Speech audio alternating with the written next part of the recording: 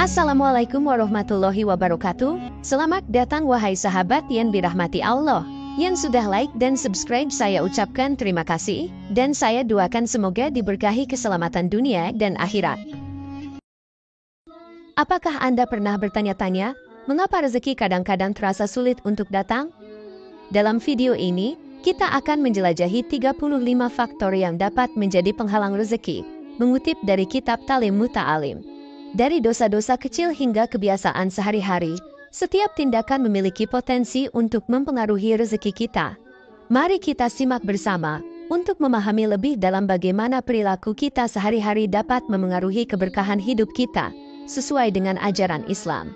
Namun sebelumnya, sempatkanlah walau hanya menulis sholawat kepada Nabi kita tercinta di kolom komentar.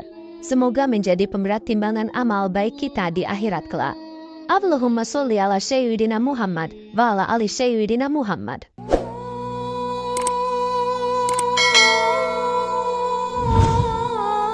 Pertama, akibat perbuatan dosa, terutama dosa berbohong. Dalam hadis riwayat Bukhari, Rasulullah menjelaskan, sesungguhnya yang mengada-adakan kebohongan hanyalah orang yang tidak beriman kepada ayat-ayat Allah, dan mereka itulah pembohong. Ulama seperti Imam Al-Ghazali menyebutkan bahwa dosa bisa menghalangi datangnya rezeki dan keberkahan. Kedua, terlalu banyak tidur, terutama setelah subuh. Dalam hadis riwayat Tirmidzi, Nabi menyatakan, berkahilah umatku di waktu pagi hari mereka. Dalam sains, bangun pagi diketahui meningkatkan produktivitas dan kesehatan mental, yang secara tidak langsung mempengaruhi kesejahteraan finansial. Ketiga, tidur sambil telanjang. Guru besar di Universitas Al-Azhar Kairo, Mesir, Al-Sayyid Said Al-Sharqawi menjelaskan bahwa orang yang tidur telanjang bulat di kamarnya dihukumi haram oleh sebagian besar ulama. Para sufi mengajarkan pentingnya menjaga aurat dan kebersihan diri sebagai bentuk penghormatan terhadap diri sendiri. Keempat, buang air kecil dalam keadaan telanjang. Dalam hadis riwayat Abu Daud disebutkan, sesungguhnya Allah itu maha pemalu dan maha menyukai rasa malu. Menurut pandangan ahli spiritual, menjaga kesopanan dan kebersihan diri adalah bagian dari menjaga kehormatan dan rezeki, karena Allah juga maha melihat. Kelima, makan dalam keadaan junub. Junub adalah keadaan yang tidak suci, dan menjaga kesucian adalah salah satu kunci keberkahan dalam Islam. Menurut para ulama, memasak sebelum mandi besar diperbolehkan, namun jika seseorang hendak makan atau minum setelah memasak, maka dia dianjurkan untuk wudhu terlebih dahulu. Keenam, makan sambil berbaring. Hadis riwayat Muslim menyatakan, kami dilarang makan dengan dua posisi, sambil berbaring dan berjalan. Sains modern menunjukkan bahwa makan sambil berbaring dapat menyebabkan masalah pencernaan yang berujung pada kesehatan yang buruk. Ketujuh, mengabaikan makanan yang terjatuh di meja makan. Sebagaimana disebutkan dalam hadis riwayat Muslim, jika suapan salah seorang di antara kalian jatuh, maka ambillah, bersihkanlah kotorannya dan makanlah, janganlah meninggalkannya untuk setan. Menghargai rezeki dan tidak menyia-nyiakannya adalah salah satu prinsip penting dalam Islam. Kedelapan, membakar kulit bawang putih atau bawang merah.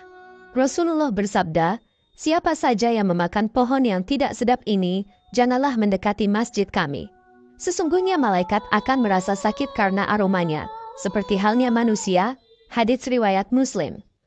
Malaikat pembawa rezeki tidak suka dengan bau menyengat. Oleh karena itu, menjauhi perilaku yang mengeluarkan aroma tidak sedap juga merupakan bagian dari menjaga keberkahan rezeki. Kesembilan, menyapu rumah dengan kain. Meskipun tidak ada dalil yang spesifik, para ulama mengajarkan pentingnya menjaga kebersihan rumah dengan cara yang benar dan efisien. Kesepuluh, menyapu rumah di malam hari. Ada hadits yang menyebutkan bahwa pada malam hari setan berkeliaran, sehingga menyapu di malam hari bisa dianggap membuka pintu bagi gangguan setan. Dalam Islam, menjaga lingkungan rumah dari gangguan setan adalah salah satu cara untuk mendatangkan keberkahan rezeki. 11. Menyapu sampah tanpa langsung membuangnya. Sebagaimana disebutkan dalam hadits riwayat Muslim, kebersihan adalah sebagian dari iman. Menjaga kebersihan lingkungan langsung mempengaruhi kenyamanan dan kesehatan, dan merupakan bagian dari tanggung jawab sebagai umat Islam. Ke-12, berjalan mendahului orang yang lebih tua tanpa izin. Rasulullah bersabda dalam hadits riwayat Tirmidzi, bukan dari golongan kami orang yang tidak menyayangi yang muda dan tidak menghormati yang tua. Menghormati orang tua adalah ajaran penting dalam Islam yang berkaitan dengan adab dan etika sosial.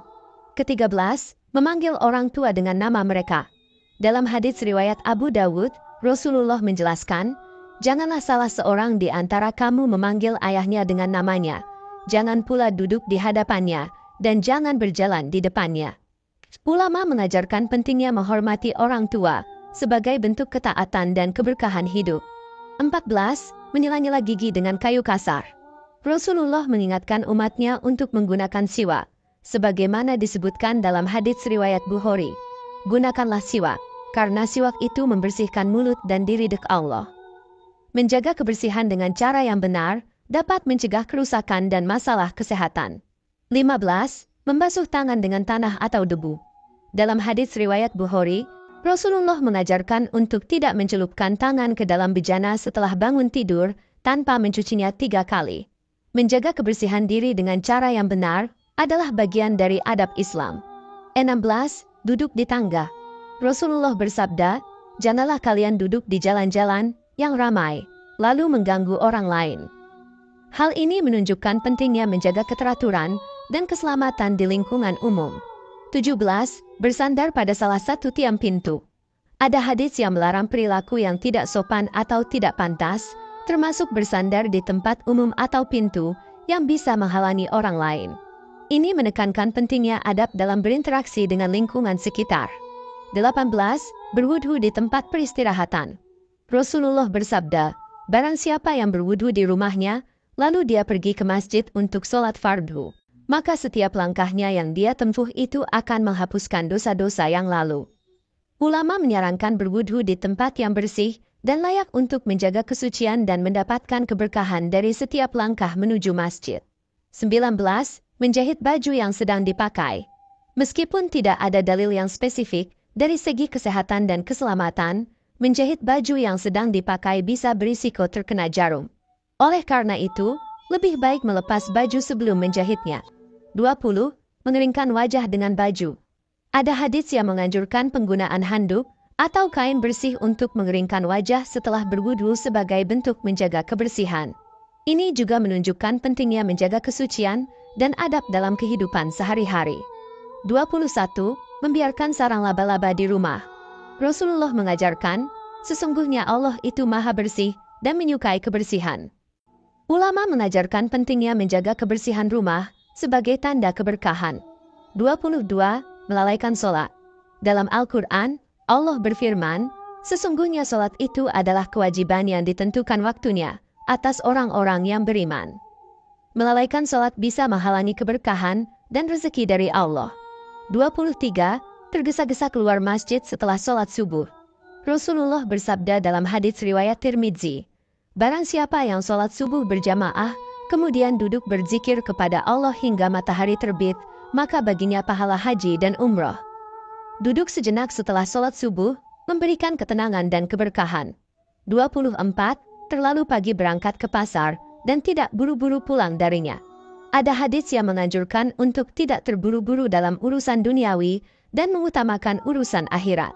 Rasulullah bersabda, jika kamu bisa, jangan menjadi orang yang pertama kali masuk pasar, dan yang terakhir keluar pasar. 25. Membeli bubuk roti atau makanan dari orang fakir. Dalam Islam, memberi kepada fakir miskin adalah amalan yang sangat dianjurkan, bukan sebaliknya. Rasulullah bersabda, tangan di atas lebih baik daripada tangan di bawah. 26. Mendoakan buruk kepada anak. Rasulullah bersabda dalam hadits riwayat Muslim, janganlah kalian mendoakan keburukan atas diri kalian, anak-anak kalian, atau harta benda kalian. Doa orang tua adalah doa yang mustajab, dan mendoakan buruk bisa berdampak negatif pada anak dan kehidupan mereka. 27. Membiarkan wadah makanan tidak ditutup. Dalam hadits riwayat Bukhari, Rasulullah menekankan pentingnya menutup bejana-bejana, ikat kantong air minum, dan menutup pintu-pintu. Menutup makanan menjaga kebersihan, mencegah kontaminasi, dan mencegah setan memakannya. 28. Mematikan lilin atau lampu dengan tiupan nafas. Menggunakan tiupan nafas untuk mematikan lilin atau lampu tidak dianjurkan dalam Islam, karena dianggap mirip dengan perbuatan orang kafir. Rasulullah pun tidak pernah menganjurkan tradisi tiup lilin dalam perayaan ulang tahun, sehingga sebaiknya tidak menjadi bagian dari kegiatan sehari-hari. 29. Menulis dengan alat tulis yang sudah rusak. Dalam surat Al-Baqarah ayat 282, Allah menekankan pentingnya menuliskan utang piutang dengan benar. Dalam Islam, dianjurkan untuk menggunakan alat tulis yang baik dan layak, agar bisa dijadikan bukti di akhirat kelak. 30. Menyisir dengan sisir yang rusak. Menjaga kebersihan dan kerapihan diri adalah bagian dari adab Islam, dan menggunakan sisir yang baik adalah bagian dari menjaga penampilan. 31. Tidak mendoakan kebaikan untuk kedua orang tua.